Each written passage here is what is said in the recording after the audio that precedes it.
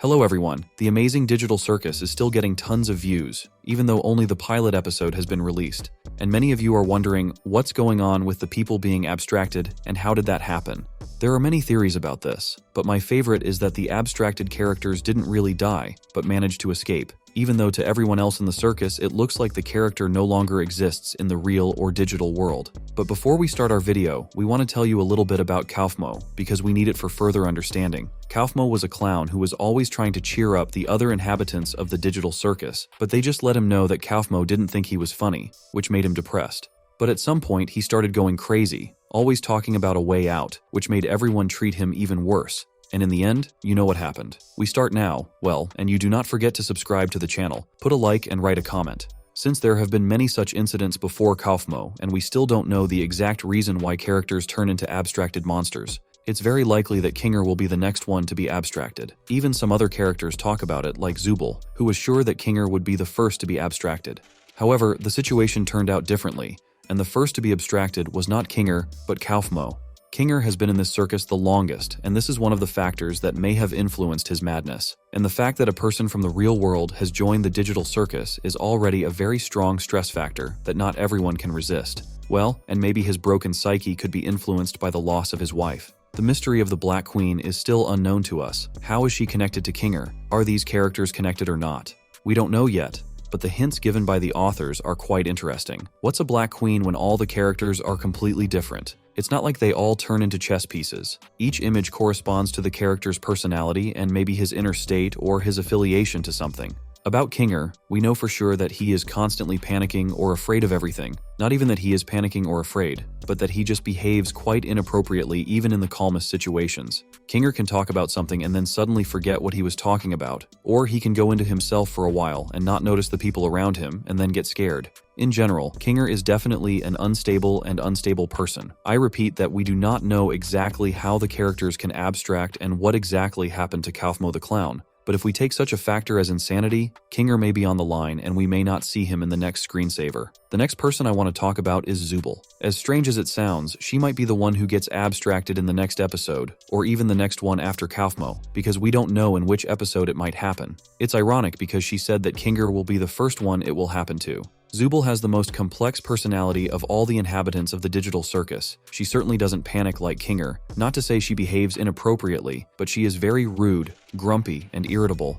She doesn't really like where she is, and Zubul clearly wants to get out of the circus, but because she doesn't know how to do that, her tension grows and her mental health suffers as a result. Remember how I said that every character is out of something, but not Zubul, and that might be because of her inner world, because Zubul doesn't know who she is. In general, all the characters here don't remember their names, and probably don't remember their previous lives, but they show up in the digital circus with something to identify themselves with. Obviously, Zubul had or has a big identity problem, because not only did she forget who she was, she didn't even know it. And as I understand it, Zubul has this condition all the time, which can be a serious factor for abstraction, because while someone is a happy clown who tells jokes all the time, someone is a frightened member of the royal family or a chess fan, and someone is just an animal. Zubul doesn't know what she is, and the sad thing is, that's exactly how she feels. And eventually, Zubul may just get tired of it all and make the only decision she thinks is right, to turn into an abstracted monster. After Kinger and Zubul, our ragged Ragatha could be next. After all, there were already signs that she was slowly going insane,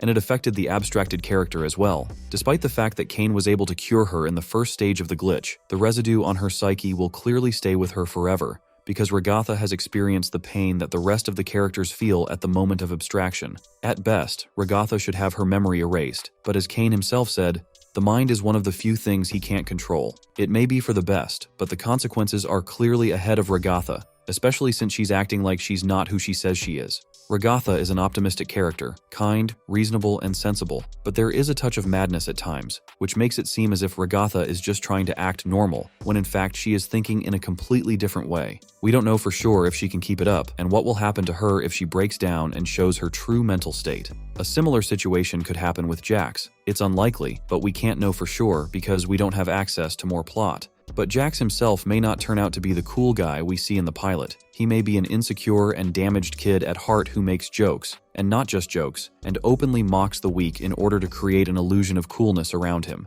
And all of this mask that Jax hides behind can come off in an instant. His behavior is just a psychological defense. He doesn't care about others, and he doesn't even hide it. He may just be pretending to be cool, and this is evidenced by his bullying of the weak. All of this tells us that all it will take for Jax to be abstracted is an accident. An accident that causes Jax to drop his mask of toughness and become afraid. It is when Jax realizes that he is as helpless as the rest of the inhabitants of the digital circus, and it is at that moment that he can go mad, and his fate is already predetermined. It seems that Gangle has more chances to go crazy than Jax, but on the other hand, she never hid her true feelings, and still doesn't. You can see that she never panics and almost never cries. She's just sad all the time, literally all the time, all because her mask of comedy has shattered and only the mask of tragedy remains. Whether she can change these masks as faces, or whether she puts one mask on top of another is still unknown, but if she could change her face, it would obviously affect her mood. However, it seems that her real face is the mask of tragedy. Then how can the Gangle dissipate? Actually, the trigger could be more bullying behavior on Jax's part. Maybe one day it will be the last straw for her, and eventually she'll just want to run away, go away, dissolve,